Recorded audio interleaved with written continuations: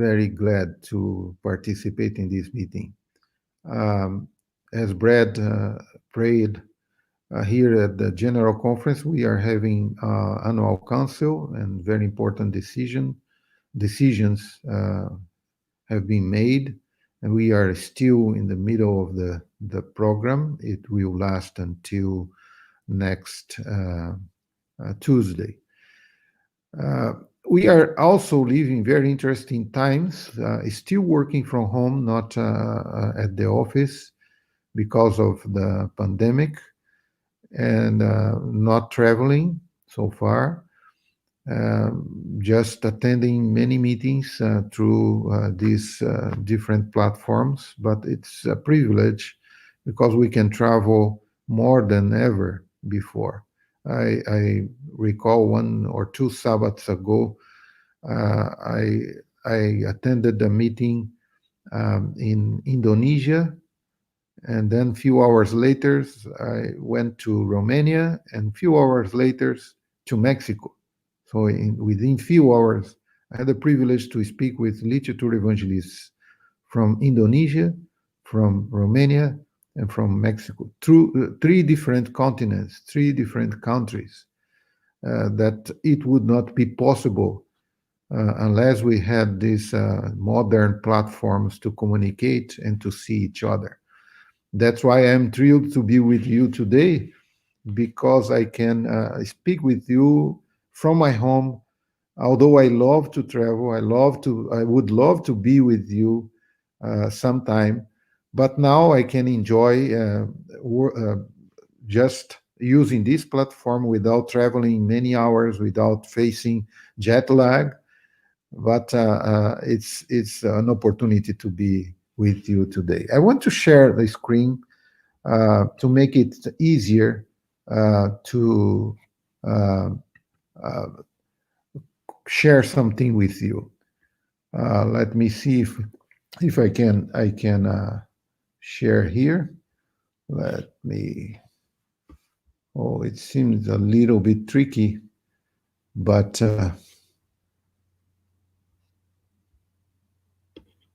I am not so acquainted with this new platform. I was using a different one. Add to Chrome. Let's see.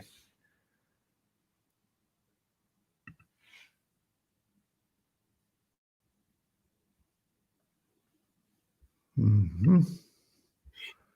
Oh, I don't know if I will be able to do that, but if not, let me start without uh, illustrations anyway. Oh, the title of my presentation is Global God Stories. Ellen White said that there are many places which the voice of the minister cannot be heard, places which can be reached only by our publications. We know not what may be the results of giving away a leaflet containing present truth. So, what is the importance of the literature distribution in the Seventh-day Adventist Church? There are places and people that would be not reached without literature. So, the church believes that literature is a very important part of the evangelism strategy around the world. That's why we have 63 publishing houses, publishing in over 300 languages around the world. Many of those languages spoken in countries with very little population, but we need to provide books to them as well. I can recall India, where all our books they need to be translated into 15 languages. It is just a few of those languages spoken in that country. So this is a big challenge and a big uh, program of the church. So what is the literature distribution potential of the church? I want to present 3 channels of distribution. All companies they need to have channels of distribution. Without distribution, no company survive. We can produce good things. We can have many uh, and a variety range of products, but without distribution, we will not fulfill our mission. So the Seventh Day Adventist Church uh, have three channels of distribution. And these channels of distribution is based on what Ellen White provide in several of her writings about the publishing ministry. The first channel of distribution is through church members. And let me say, church members were the first channel of distribution since the movement started in 1848, when God said to Ellen White, "You must print." And a few months ago, they had already printed the first leaflet, The Present Truth. Then they gathered together and they prayed for 1,000 copies. And then they distributed 1,000 copies. And Ellen White said, "Oh, these will go around the world like streams of light." Her vision of this program. Like I said, the first channel is church members. We didn't have literature evangelists back then. We had only few church members, and they took charge of this. They distribute the literature, and they flooded the world with literature, starting with just a small beginning, 1,000. Regular literature evangelists are the second channel of distribution. Regular literature evangelist program started in 1881 with George King and his followers. And through his ministry, many more were recruited and trained. And through literature evangelists, the three angel messages spread all over the world. So over 80% of the world territory were reached by literature evangelists and publications. So the second channel of distribution are the literature evangelists. And the third channel of distribution are the student literature evangelists. And this program started in 1900, and Ellen White wrote many pages of her books about the student program because they participate in a very dynamic way from our universities, from our churches, our youth. They are invited to join student canvassing, which is a thrilling opportunity to exercise our faith and find our Adventist identity. I remember I was only 18 years old when I started. When I started canvassing, this experience changed my life, changed my future. And so far, I remember my experience at that time. So it was so thrilling, so amazing that I couldn't run from this path of life. So, student program is the third channel of distribution. What is the potential now? I think that you are asking, what is the potential for these three areas of distribution? Let me say, we have 20 million or 21 million Adventists around the world, and we have 25,000 regular literature evangelists and 20,000 of the student literature evangelists.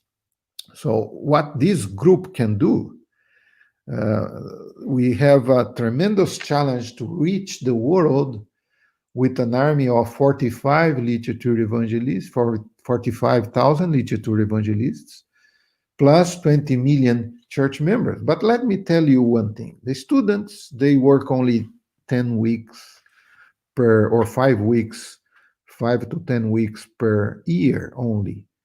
But 20,000, if they visit 10 people per day, they can reach 5 million people, only the students. The regular LEs, they can meet 5 people per day during perhaps 40 weeks a year. I am not overestimating. I am just being underestimating. But these people can reach 25 million people every year. So among the students and the regular literature evangelists, we have the potential to reach 30 million people every year in a personal and individual contact, which is great because we add to the influence of a book and a magazine that we sell, the influence of a person, the literature evangelism. Literature evangelism is a combination of a individual, a human being called by the Lord to influence, to inspire others, and the book that will continue preaching during many years. So this combination is powerful, and this is possible because we have a literature evangelist plus a book. If the Lord had in mind that the church should only distribute books, the Lord wouldn't have given clear guidelines for us to train, to recruit, train, and establish literature evangelists, because literature evangelists, they exert a very important influence over other people. And many people would not purchase any book at all without the influence of a literature evangelist. That's why they are very important. But you would ask, but Pastor, today it's very difficult to canvas. It is. It is difficult today, but it was difficult in the past as well. It was difficult for the pioneers when they traveled many days and weeks. They canvassed for months without coming back home. It was much more difficult. In many places, they were persecuted. In many places, they were cast to jail. Many places, the books were burned. So now, yes, people are secular, they are materialists, but they need desperately human contact. People are individualized, they are closed inside their bunker, and they need to talk to somebody. I know we live in a pandemic time, it's very difficult to open doors, but there are many literature evangelists doing that. But let me continue. The third area of distribution is church members. So, church members, we have 20 million Adventists. Suppose that each one of us, I am Adventist, you are Adventist, suppose that each one of us would distribute one piece of literature every week in a weekly basis, just one piece, a small book, a small leaflet. So we would distribute in a year 1 billion pieces of literature. Can you imagine that? 1 billion. The world have more than 7 billion inhabitants, the population, worldwide population. If we would distribute just one piece of leaflet or one piece of literature, a small book, we would distribute 1 billion books per year, one per week, the whole church, 1 billion books per year. What a potential. So, as this ministry began with church members distributing literature, this needs to finish with church members distributing literature today. So I believe that in this powerful combination of church members working together, purchasing and distributing literature, church members doing that at least once a week, our literature evangelists visiting at least 5 people a day, our students visiting people during 5 to 10 weeks a year, we would reach very quickly the whole world with this message.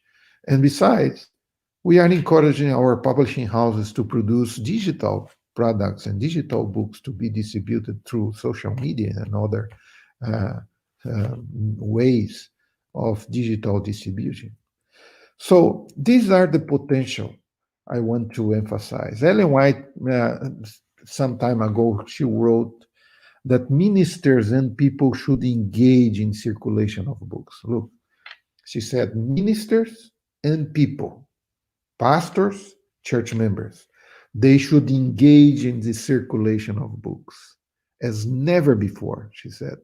Sell where people are able and willing to purchase, and where they are not, give them the books. This is in Testimonies of for the Church, Volume 1, page 689. Sell and give. Sell is the work of a literature evangelist. Give them the book is the task that she mentioned for every one of us. She says this is a work that every one of us can be engaged in. So we are planning from the General Conference uh, and cooperating with the divisions, producing books for a very low cost. And I am thrilled to say that next year, uh, South Pacific Division will produce a book entitled Hope for Travel Times by Mark Finley. You just watched the short promo video a few minutes ago. This book will be a tremendous blessing because Elder Mark Finley wrote this book from April to May this year, and he portrays the pandemic, and he brings a message of hope for these troubled times. I am thrilled with that, and I hope that this book will be distributed around the world. For 5 years, last 5 years, we distributed over 170 million missionary books around the world. And since 2006, when the project started, Missionary Book of the Year project, we have distributed over 600 million books. It's a beginning. We have much more to do. And I pray that the Lord will inspire each one of us to distribute. And just to share one story with you about the missionary book distributed by church members. In Madagascar, the island of Madagascar, the east coast of Africa, a lady received a copy of one book about the Sabbath, when God said, "Remember," a Mark Finley book on the Sabbath. And she started reading, and the most intriguing fact is that she was raised as a Muslim, and she started reading the book, and she found out that the Sabbath is the true worship day, and she decided to keep the Sabbath, but she needed to quit her job. She was not able to hold Sabbath, to keep Sabbath, and to keep her job. But anyway, she decided to be faithful. Her husband was so annoyed, and he said, "Look, what did you do? Why are you keeping the Sabbath?" And she said, "No, I read this book, and I want to keep the Sabbath, keep God's commandments." And the husband said, "Give me the book, I will read it and prove that you are wrong." And after reading it, the husband also said, "You are right. I will keep the Sabbath too." Both of them decided. And both of them, they never went to a Adventist church. After looking around, they found out a church. And 3 months later, they were baptized in that particular church. And not only the couple, but 9 more people from their family were baptized because of just one single book. This is one of the stories that we want to mention about the importance of circulating missionary books or sharing books or tracts anyway. Let's speak about the literature evangelists around the world. They are a very important channel as well, the regular literature evangelists. Ellen White said that the canvassing work, properly conducted, is missionary work of the highest order. Comporter Ministry, page 6. And unfortunately, you cannot see here because I was not able to share my screen. But I would like to invite you to travel around the world. Think, close your eyes. Think of visiting literature evangelists in Switzerland, in Austria. I had the privilege to attend a meeting there a few months ago where I met a lady, 86 years old, and she said, "I am a canvasser for over 60 years. She's 86. She's converser for 6 years in a row. It's amazing. 60-year canvassing. And this lady said, Pastor, I want to continue selling our books until Jesus comes or Jesus call me to rest. And now think about going to South Korea. I met a lady, a literature evangelist. She said, Pastor, I was able to to have an appointment with the president, and I sold books to the president of the country. So go to Vietnam with me. You can see a small group of literature evangelists in Vietnam. They just restarted the canvassing work since 2007 after 30 years of closing down because of the regime, communist regime. So let's go to South Africa and you will see 1,000 of literature evangelists gathered together celebrating their experiences in 2019. So I had the privilege to visit also South American Division LE Congress in 2019 with more than 2,500 literature evangelists. I would love to show these pictures to you so you could imagine the happiness and excitement of these people working in many places. People who have not stopped working during pandemic times using their protection equipment, but they are continuing working, presenting seminars in companies, keeping safe social distancing, but they are continue doing the work. I want to mention one literature evangelist, this particular one, his name is Fernando. He decided to visit all Sunday church pastors of this region and selling a particular book that was recently printed in his country. The name of the book is Hope and Time Secret, about Daniel and Revelation prophecies.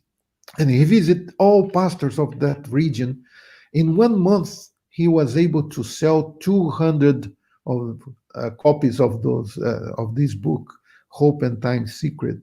And some of those pastors have accepted Bible study, and some of them are preparing to be baptized in the Seventh-day Adventist Church because of a literature evangelists who are visiting Sunday church pastors with a book presenting the three angels' messages, the prophecies of Daniel and Revelation. What amazing experience these literature evangelists have. And also, I want to emphasize the student program. Why the student programs are so important?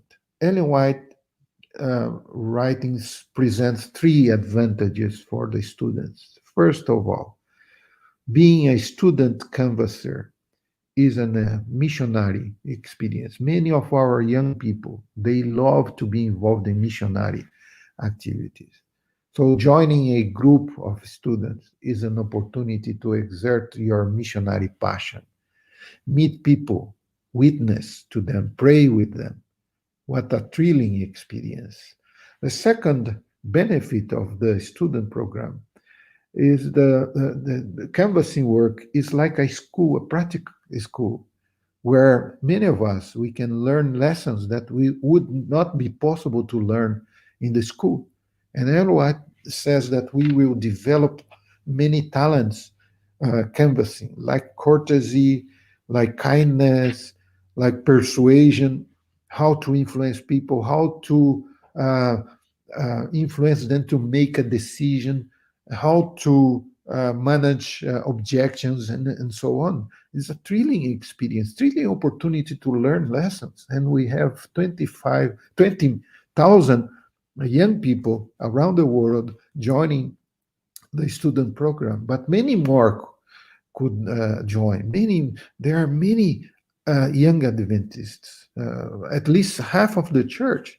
We are 20 million Adventists around the world, and I believe that half of it is young people. They are young people, and they could be joined could join the student program uh, anytime. Uh, I would like to show you the students from Moldova, from Montenegro in Europe. And by the way, in Montenegro, I just received a picture of a literature evangelist selling at the beach. Many tourists they come to Montenegro, and there is a program where student canvassers they go to the beach to sell books to these tourists. And from this experience, we have heard that some of them were converted and became Adventists. So in Japan, the student program is growing because young people in Japan they found out the opportunity to test to witness door to door. And in Japan, it's very hard. I had the opportunity to visit Japan last year and canvas with our young people door to door. And most of the Japanese they just open for quite a few centimeters the door, and they put their nose, their eyes into what they want. And these young people they just say a brief sale talk, but God help them, and they are distributing many books, praying with people, helping them. And if you could see their faces, they are excited by doing that. Even in China, we have lots of students from our church. They are young people. We don't have a school in China. We don't have any regular institution or official institution in China, but we are more than 500,000 Adventists in China and 500 literature evangelists, and many of them are young people, and they join the literature distribution during their vacation time, during their summertime, and also in the Middle East. And I had the privilege to visit the Middle East in September last year, 1 year ago, and I met some of them working in Beirut and another group working in Cairo, Egypt. And they work in a very challenging territory because, these two countries, they are not primarily Christian countries, but these students they gladly sell health books, and they also sell family education books, and people receive them and they are able to experience the passion of missionary work, and this is amazing as well. And we know, my friends, that the Lord has called many students to join, many of you to join literature distribution. I want to close my presentation. Elder Just Almir, yes, would you like to share your screen? It's just down the bottom, at the very bottom.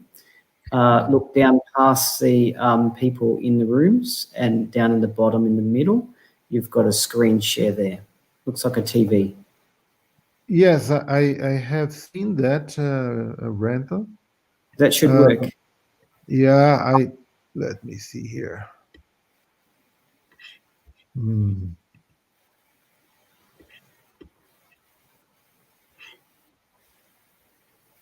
Yeah, even in the bottom, share Yep. screen. Yes, Yep. share screen.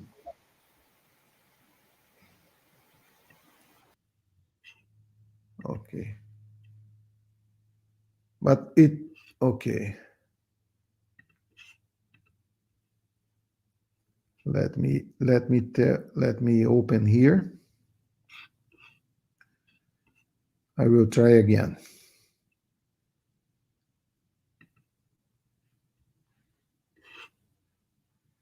I don't know why I'm not able to share the screen. I am just sharing. Yeah, perhaps I should have trained before. I was not acquainted with this new platform. I am using a different platform, but anyway, I want to uh, finish my presentation just telling one more story and reading one Bible verse um, from Matthew 28:20. And surely I am with you always, Jesus said. He promised one thing. We are living in a very difficult time, but Jesus promised to be with us always to the very end of the age. So if you are a literature evangelist, you know one thing for sure. That sometimes you feel alone. You work alone most of the time. And the Lord promises you will never be alone. God will be with you. Jesus will be with you. And this is very important for us to believe when we knock on the door, when we talk to anybody, when we present a book, we are not alone. We must believe that the Holy Spirit is there, the holy angels are there, and Jesus is there. We are not alone. The words that we spoke, that we speak, the the presentation that we organize, our thoughts, they are guided by the Holy Spirit. We are not alone. The holy angels come to enlighten not only our minds, but the customer minds. And Ellen White says, when we mention the name of Jesus, angels will come to soften people's heart. So there are many promises that we are not alone. And even in this pandemic time, we are not alone. I want to tell a story that comes from a very challenging region of the world. I will not say the country for the sake of security, but this is a very close country. In this part of the world, we still have literature evangelists, although they are at risk of being arrested any time, any day. When they go out to canvas every day, they know that all of a sudden the police can come, police can arrest them because literature evangelism is not legal activity. So, like in the past, you know the story of Valdensians. They were the first literature evangelists in history. They risked their lives doing that. And today, in some countries, literature evangelists literally risk their lives. In this particular country, a lady, 65 years old, canvasser lady, she decided to go close to the border to sell books. And she started working very early in the morning. And by 10 a.m., as she left the home, the police was there. Somebody had called the police, and she was arrested. And she was taken to the prison. And as she got to the prison, a police officer interviewed her. It was a chief police officer, and he started asking very harshly, "What are you doing this? This is not legal. You are an old woman. Why you leave your home and visit people bothering them? Why are you doing that? It is a shame," he said. And she thought, "I'm here in the prison. I will be in jail anyway. Let me tell the truth to this man." And she said, "Look, you are under authority, but I have someone who is more powerful than you are, and than any human being are, God in heaven. He called me to bring message of hope into every home. While you are pursuing people, I am saving people. I am helping them to quit smoking. I am helping them to quit drug addiction. I am helping them to uh, live in harmony in their homes. There are many cases of violence in that particular country, domestic violence. And she said, I'm helping the community. I am a blessing to the community. It's shame on you because you are arresting me and I am doing the good for the community. And while she was telling that, while she was talking to this police officer in that particular region, is likely to have earthquakes, not major one, but lighter one. And while she was talking, the earth shook, and that man was concerned. What is going on? And all of a sudden, he said, "Please, officer, took this lady outside of the jail." And she was cast outside of the jail. Go, go. We don't want you here. And she called the publishing director and said, "Pastor, could you come to pick me up in the prison?" And the pastor thought, "Oh, sister, you are in the prison." And in that particular region of the world, our church reserved a special fund to pay uh, penalties or fees to the police to release literature evangelists. Is amazing. You may think this is a joke. No, it's not a joke. In this country, our church set aside a fund to pay fees to release literature evangelists when they are arrested. Okay? The pastor said, "I am bringing the money to pay the fee." And she said, "No, no, no, pastor, I am outside. You just come to pick me up and to bring me to another place." Okay? And after 5 or 10 minutes, he went and he met these literature evangelists. And he said, "Sister, I will take you to your home. You need to rest. You need to take this day off. You need to just wait a while uh, to overcome this sad experience." But she said, "No, pastor, you are not taking me to my home. You will take me, you will drive me to the very place where I stopped, and I want to continue next door." And he drove this lady to this other place. And when this lady left the car, and when she was going to the next door, this pastor, this leader, took a picture showing just the lady from her back, going to the next door. And I have this picture. It's a very symbolic picture of a literature evangelist going to the next door, visiting the next customer after being released from jail, after being arrested. This picture symbolizes the spirit of a literature evangelist. Nothing can stop a faithful literature evangelist in this particular difficult and challenging territory. This lady, 65 years old, she is not stopping, although she is at risk to be arrested anytime. But she continues doing the work in different situation, in different country, in a very difficult uh, circumstances. And I believe, my friends, that literature evangelists around the world, they have the same spirit. The Lord promised that He will be with us always. He is with you.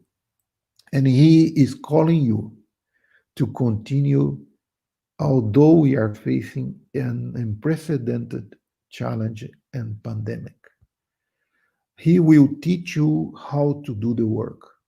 It's not me, probably is not your leader, but the Lord give you intelligence and wisdom to find out how to approach, how to address words of encouragement, words of inspiration to people because they need desperately words of hope.